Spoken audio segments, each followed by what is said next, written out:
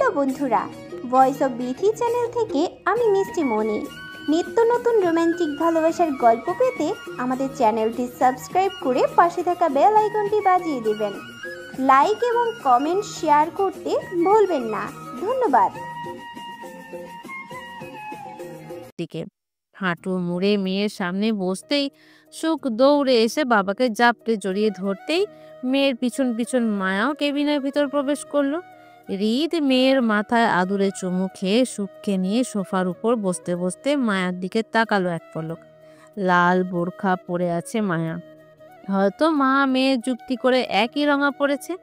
আজকাল মা মেয়েকে হৃদ বেশিরভাগ সময়ই একই রঙা ড্রেস পরে ঘুরে বেড়াতে দেখে। এতে খারাপ কিছু না, হৃদের অবশ্য ভালোই লাগে। তার চোখ জুড়িয়ে যায় ভালোবাসার কলিজার টুকরো দুটোকে একই রকম ড্রেসে নিজের আশেপাশে ঘুরঘুর করতে দেখলে। হৃদ মেয়েকে উরুর মাঝে বসিয়ে পেয়ে চুমু খেলো সুখের ঘামন্ত ভেজা কপালে।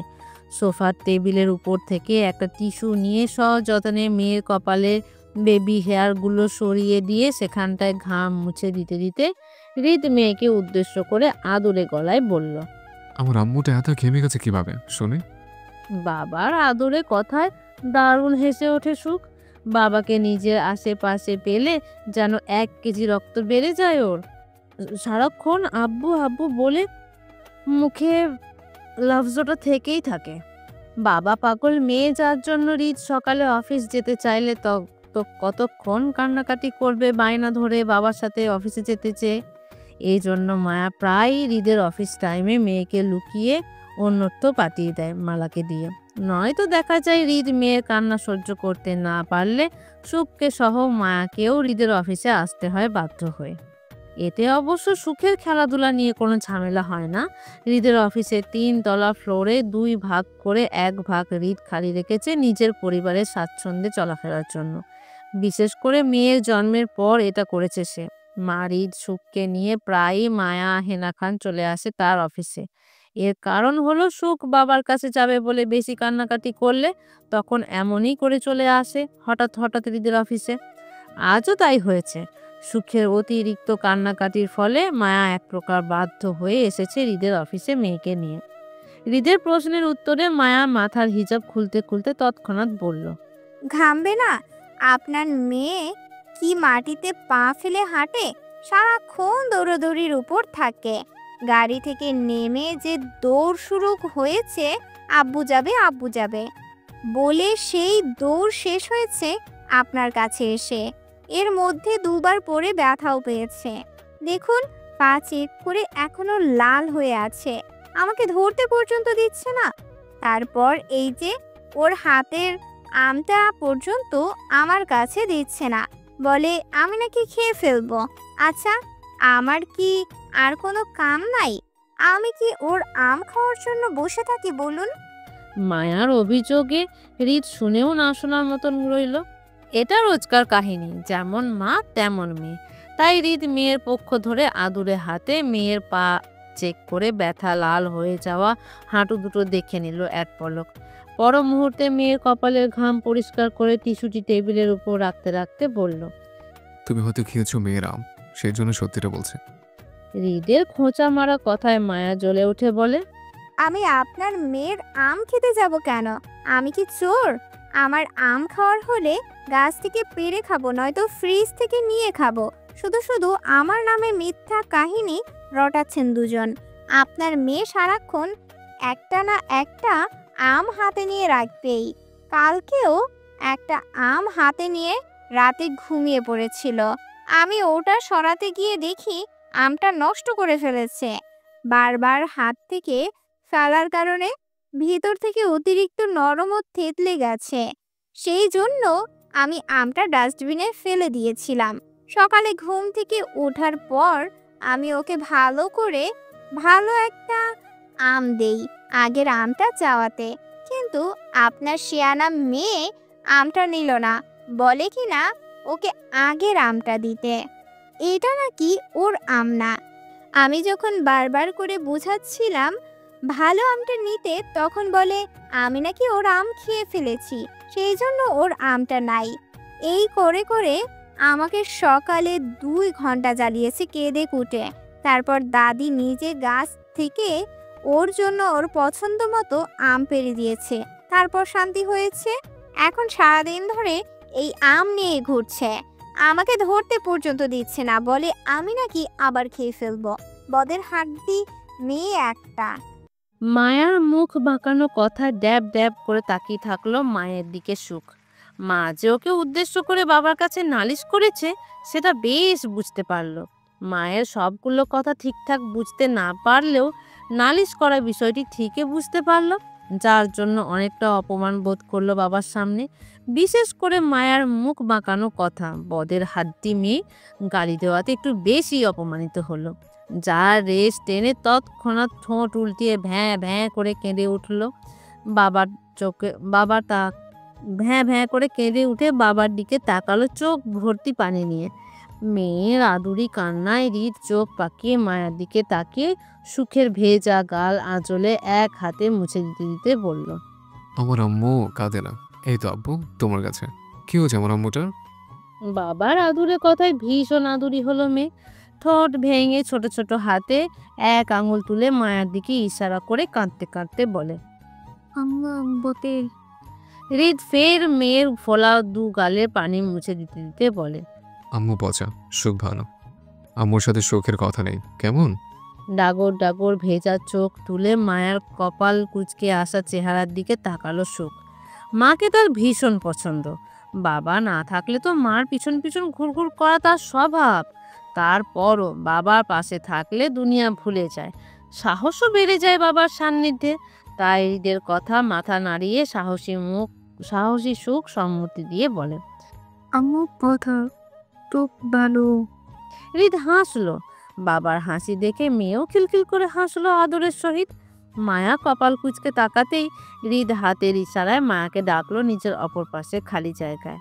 মায়া গাল ফুলিয়ে সেখানটা বসতেই দ্বিতীয়বারের মতন টিস্যু নিয়ে মায়ের ঘামন্ত ভেজা মুখটা যত্ন করে মুছে দিতে দিতে মিহি স্বরে প্রশ্ন করে বলল, তোমরা কি একা এসেছো?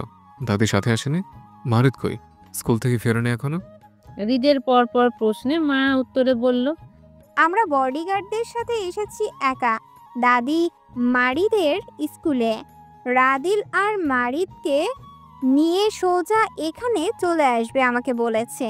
হয়তো চলে আসছে, রাস্তায় হবে। দুপুরের লাঞ্চ আমরা সবাই এখানে করব, এই জন্য দাদি রান্না করে পাঠিয়ে দিয়েছেন আগেই। মায়ের কথাগুলো বলতে বলতেই মারিদ বাবার কেবিনে ঢুকলো স্কুল ইউনিফর্ম পরে। পিছন পিছন রাদিল, হেনা খান, আরাফ খানও ঢুকলো। হেনা খানের হাতে রাদিলের স্কুল ব্যাগ, আর মারিদের ব্যাগ নিজের কাঁধেই ঝোলানো। সে নিজের কাজ নিজে করতে পছন্দ করে বিধায় কারোর কাছ থেকে সাহায্য নিতে ইচ্ছুক নয়। রুমে ঢুকেই মারিদ সোজা গিয়ে বসলো বাবার অপর পাশে খালি জায়গা চুপ করে। মায়া হৃদের পাশ থেকে উঠে ফ্রিজের দিকে এগিয়ে যেতেই হৃদ সুখকে মায়ার জায়গায় বসিয়ে ছেলের কাঁধ থেকে স্কুল ব্যাগটি ছাড়িয়ে নিয়ে সোফার টেবিলের ওপর রাখলো। তৃতীয়বারের মতন টিস্যু নিয়ে যত্ন সহকারে ছেলের লাল হয়ে ওঠা ঘামন্ত ভেজা চোখ মুখ মুছে দিতেই মায়া ফ্রিজের ঠান্ডা পানি গ্লাসে করে নিয়ে সবার হাতে হাতে দিল, বিশেষ করে রাদিল, মারিদ আর হেনা খানের হাতে। মায়া রাদিলকে পানি গ্লাস দিয়ে বাক্স থেকে টিস্যু নিয়ে যত্ন সহকারে রাদিলেরও ভেজা চোখ মুখ মুছে দিয়ে মারিদের পাশে বসালো তাকে। দুজন একই স্কুলে একই ক্লাসে পড়ে, চতুর্থ শ্রেণীতে। এই তো আর হাতে গোনা কিছুদিন পরই ইয়ার ফাইনাল পরীক্ষা দুজনের। তারপরই পঞ্চম শ্রেণীতে উঠবে দুজন। দেখতে দেখতে দুজন চোখে লাগার মতন বড় সড়ো লম্বা স্বাস্থ্যবান হয়েছে। বয়স এবার 9 পার হয়ে 10-এর কোঠায় পা রাখবে মারিদ। রাদিল আরও কয়েক মাস পর 10 বছরে পা রাখবে। এর মধ্যে দুজনের ভিসা প্রসেসিং হয়ে গেছে। দুজন দুই দেশে যাবে বাকি পড়াশোনার জন্য। মারিদ যাবে সুইজারল্যান্ডে হৃদের চির বাসস্থানে। রাদিল যাবে তার বাবার শহর লন্ডনে পড়াশোনার জন্য। রাদিলের সাথে ফিহার বড় ছেলে ইফরাদও যাবে সেখানে পড়াশোনা করতে। মারিদ সুইজারল্যান্ডে একা থাকবে এমনটা নয়। মায়া, হৃদ, হেনা খান, আরাফ খান সব সময় যাওয়া আসা থাকবে মারিদের কাছে। রাদিল মারিদের পাশে বসে গ্লাসের পানিতে চুমুক দিতে দিতে এক পলক সুখের দিকে তাকালো স্বাভাবিক দৃষ্টিতে। যেমনটা সে আসতে যেতে সবাইকে দেখে ঠিক তেমনটাই দেখলো স্বল্প সময়ের জন্য। সুখের উপর থেকে দৃষ্টি সরিয়ে নিতে গিয়ে চোখে পড়ল সুখের ছোট ছোট হাতের ভাঁজে ভিতর চেপে ধরে রাখা মাঝারি সাইজের বড় আমটার দিকে। হাতের চেয়ে দ্বিগুণ বড় আম হওয়ার ধরে রাখতে কষ্ট হচ্ছে, যার জন্য অলরেডি 2বার পড়ে গেছে হাত ফসকে। হৃদ বারবার তুলেও দিচ্ছে বিরতিহীনভাবে, তারপরও সুখ আমটা ছাড়ছে না। 2 হাতে জাপটে জড়িয়ে ধরে গেলেও আপ্রাণ চেষ্টা চালাচ্ছে আমটা নিজের কাছে রাখার, যার জন্য হাতের কাঁচের চুড়িগুলো অনবরত ঝনঝন শব্দ করছে সেই তালে। রাদিল তীক্ষ্ণ দৃষ্টিতে তাকিয়ে শেষ পানিটুকু পান করে গ্লাসটা টেবিলের উপর রেখে স্বাভাবিক ভঙ্গিতে সুখ থেকে দৃষ্টি সরিয়ে অন্যত্র রাখলো। খানিকটা বাদেই খাবারের ডাক পড়তেই হৃদ মেয়েকে কোলে নিয়ে গিয়ে বসলো ফ্লোরের উপর বিছানা করা আসনে। মারিদ অলরেডি হেনা খানের পাশে বসেছিল। রাদিল বসলো হেনা খান ও আরাফ খানের মধ্যে। হৃদ সুখকে কোলে নিয়ে মারিদ ও মায়ার মধ্যস্থলে বসলো ফ্লোরের বিছানায়। সামনে কাঁচের ডাইনিং টেবিল, যেটা ফ্লোরে বসা অবস্থায় সবার বুক বরাবর হয়। হৃদ তাতে মেয়েকে নিজের সামনে বসিয়ে প্লেটে খাবার তুলতেই সুখ আদো আদো ভাষায় সেদিকে তাকিয়ে মৃদু স্বরে আওড়ালো, আব্বু মাংস, আব্বু মাংস। হৃদ তাই করলো। মেয়ের পছন্দ অনুযায়ী প্লেটে মুরগির মাংস তুলতেই মারিদ নিজের প্লেট ছেড়ে নীরবে এসে বসলো বাবার পাশে, যার অর্থ সেও হৃদের হাতেই খাবে। হৃদ ছেলের গম্ভীর প্রকাশটা বুঝে প্লেটের অপর পাশে মারিদের পছন্দ অনুযায়ী খাবার তুলতেই মায়াও চেপে চেপে হৃদের অপর পাশে বসলো জায়গা ছেড়ে, যার অর্থ সেও খাবে। ছেলে মেয়ের খাবারের পাশাপাশি মায়ার জন্য প্লেটের অপর পাশে চিংড়ি মাছ নিল, কারণ মায়া সর্বত্রে মাছটাই পছন্দ করে। বড় প্লেটে গোল করে খাবার নিয়ে হৃদ ভাতের সাথে এক টুকরো মাংস মেয়ের মুখের আগে দিতেই সুখ হাঁ করে সেটা মুখে নিয়ে মাথা নাড়িয়ে চিবোতে চিবোতে মারিদকে দেখাতে দেখাতে বলে, আমি আগে উপলে, আমি আগে উপলে। মারিদ হাসে কম, গম্ভীরতাটাই তার স্বভাব। তাই স্বাভাবিক দৃষ্টিতে সুখের খুশি দেখে টেবিলের উপর থেকে টিস্যু নিয়ে বোনের ঠোঁটের কোণায় লেগে থাকা অল্প এঁটো মুছে দিল। হৃদ দ্বিতীয়বারের মতন মারিদের মুখে সবজি ভাত তুলে দিল, নিজেও তাই খেলো। তবে তার আগে মায়ার মুখে মাছ ভাত দিল। হৃদ ছেলে মেয়ে বউকে নিজের পাশে গোল করে বসিয়ে সুন্দর করে একে একে সবাইকে ভালোবাসার সহিত ধীরে ধীরে খাইয়ে দিচ্ছে, আবার নিজেও খাচ্ছে। হৃদের যত্ন সহকারে ভালোবাসাটা সবার চোখে পড়ার মতন। তবে এখন আর কেউ চমকায় না, কারণ হৃদ রোজগার এমন করে বউ বাচ্চাদের খাওয়াতে দেখে সবাই। এতে করে হেনা খান আরাফ খান অত্যন্ত সন্তুষ্ট হৃদের ওপর। যাক, অবশেষে তারা পেরেছেন হৃদকে সংসারী করতে, এতেই অনেক। তবে তারা আরও আশায় আছেন হৃদ একদিন না একদিন নিজের গ্যাংস্টার উগ্র জীবন ছেড়ে ভালো পথে ফিরে আসবে। এত পরিবর্তন যখন হতে পেরেছে, বাকিটাও হবে ইনশাআল্লাহ। আশা ছাড়ল না আল্লাহর উপর থেকে। সবাই খাওয়া দাওয়াতে মনোযোগী, তবে রাদিল চোখে সবচেয়ে বেশি সুখের চঞ্চলতা চোখে পড়ল। প্রচুর চঞ্চল মেয়েটা, তাই রাদিল খেতে খেতেও বেশ কয়েকবার সুখের বিরক্তির চোখ আউড়িয়ে দেখল।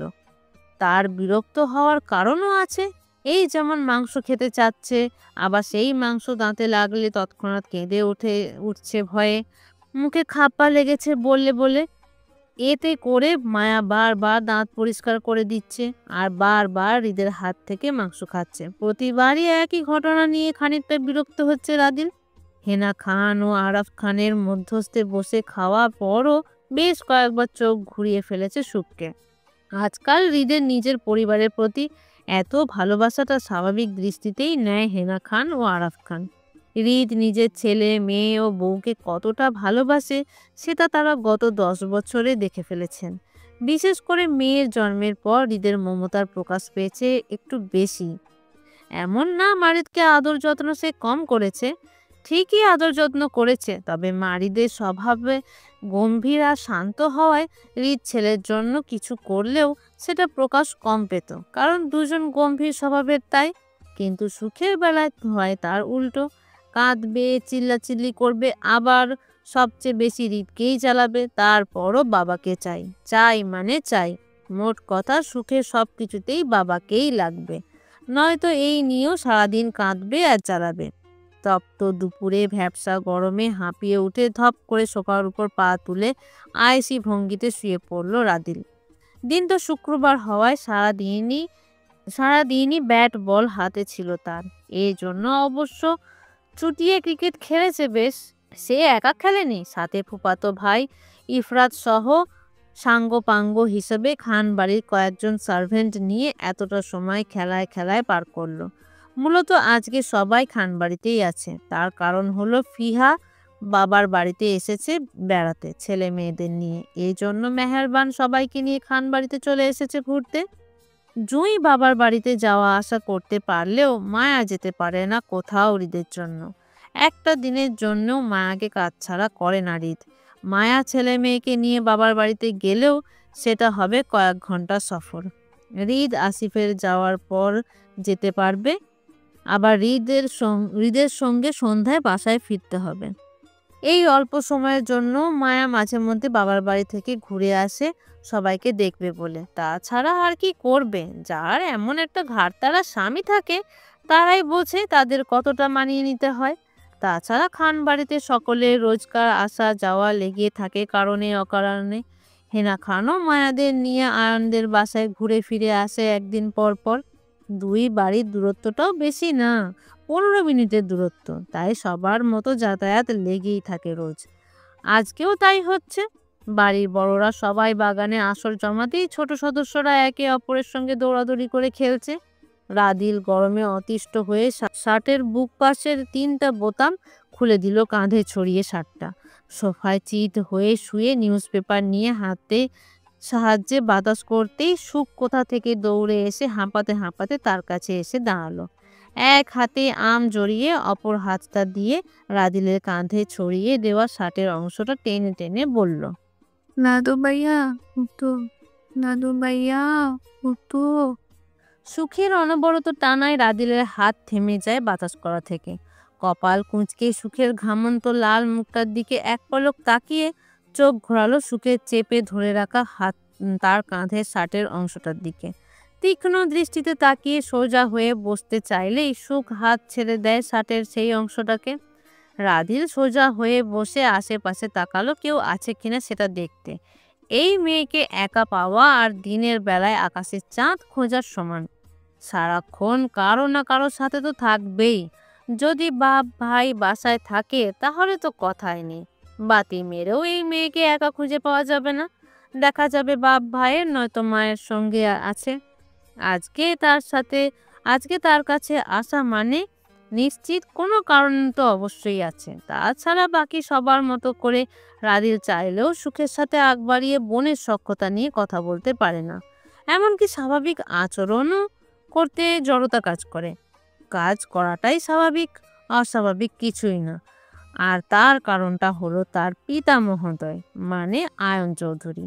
রাদিলের জন্মের পর থেকেই একটু একটু করে বড় হওয়া পর্যন্ত সর্বদা সে শুনে এসেছে রাদিলকে দিয়ে হৃদের মেয়েকে বিয়ে করে আনবে। এটা তার বাবার স্বপ্ন। রাদিলকে রোজ কয়েকবার করে শুনতে হয় নিজের বাবার সেই স্বপ্নের কথা।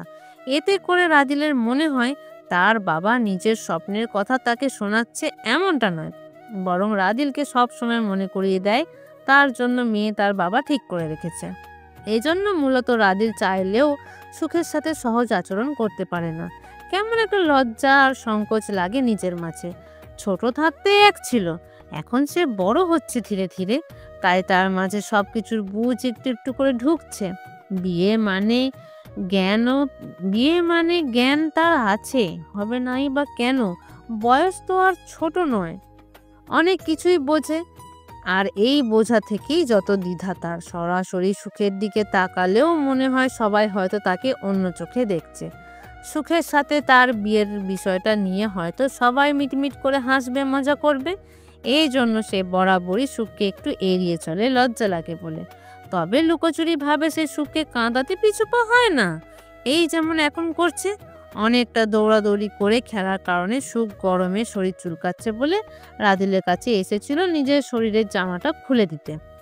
দাদু ভাইয়া একটু ঠিক করে দাও, আমার তরম লাগে। রাদিল কপাল কুঁচকে তাকিয়ে বোঝার চেষ্টা করলো আসলে সুখ তাকে কি বলছে এমন ভাঙাচোরা কথায়। খানিকটা সময়ে বুঝে ফেললো সুখের গরম লাগছে বলে তাকে জামা খুলে দিতে বলছে, কিন্তু বিষয়টি বুঝেও যেন অবুঝ সাজলো। অন্য কেউ হলে সে এতক্ষণে কাজটি করে ফেলতো নির্দ্বিধায় বাচ্চা মনে করে, কিন্তু সুখ বলে সেটা করলো না, বরং আগের ন্যায় গায়ে দিয়ে ঠাস করে শুয়ে পড়লো জায়গায়। অবুঝ সুখ রাদিলের ভাবমূর্তি বুঝতে না পেরে চোখ ছোট ছোট করে তাকিয়ে আবারও রাদিলের একটা হাত টেনে ধরলো নিজের জামাটা খুলে দেওয়ার জন্য। রাদিল বিরক্তিতে চোখ মুখ কুঁচকে তাকালো সেদিকে। তার শ্যামবর্ণ হাতে যেন সুখের আদুরে ফর্সা হাতটা একটু বেশিই ঝলমল করছে। এত বেশি ফর্সা মানুষ তার পছন্দ না, সে শ্যামবর্ণের মানুষ, ফর্সা বউ তার সাথে যায় না। বাবা কি দেখে এমন সাদা বিলাই তার জন্য পছন্দ করেছে কে জানে। সে কালো মানুষ, তার কালো বউই পছন্দ হবে, এমন সুন্দরী বউ তার লাগবে না।